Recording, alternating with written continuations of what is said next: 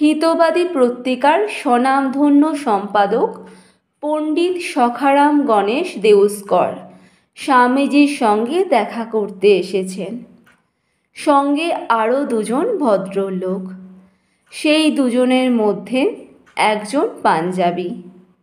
পাঞ্জাবে তখন তীব্র খাদ্য সংকট চলছে। আগন্তুকদের মধ্যে একজন পাঞ্জাবি আছেন জেনে স্বামীজি তাঁদের সঙ্গে ওই প্রদেশের অন্ন সমস্যা এবং আনুষাঙ্গিক অন্যান্য সমস্যা নিয়েই শুধু আলোচনা করলেন, অন্য কোনো প্রসঙ্গে গেলেন না।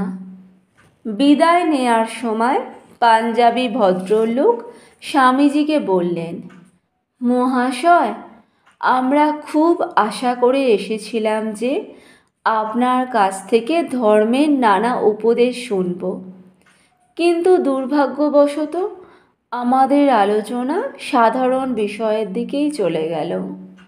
দিনটাই বৃথা গেল। স্বামীজির মুখ তৎক্ষণাৎ গম্ভীর হয়ে উঠল। তিনি বললেন, যে পর্যন্ত আমার দেশের একটা কুকুরও অভুক্ত থাকবে সে পর্যন্ত আমার ধর্ম হবে তাকে খাওয়ানো ও তার যত্ন করা। তাছাড়া আর সব কিছুই হয় ধর্মধ্বজিতা, নয়তো অধর্ম। আগন্তুক তিনজনই স্বামীজির এই কথা শুনে বিস্ময়ে হতবাক হয়ে গেলেন।